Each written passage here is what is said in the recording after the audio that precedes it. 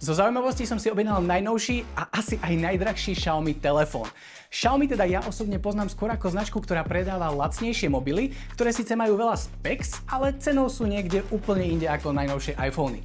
Tento mobil stojí až 1400 €, teda ako najnovší iPhone 16 Pro Max. Ale pozor, je to stále Xiaomi.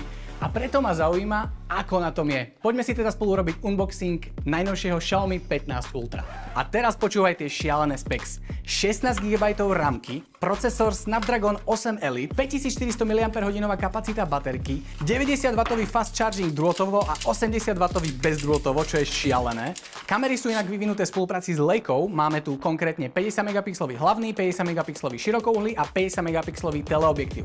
Veľmi chválim, že tu Xiaomi za každú cenu netlačí 100 alebo 200 megapixelové kamery, pretože viac megapixelov nemusí automaticky znamenať lepšiu fotku. Veľakrát je to len marketingový ťah. 6,73 palcový AMOLED displej s rozlíšením 3200 na 1440 so 120 Hz obnovacou frekvenciou.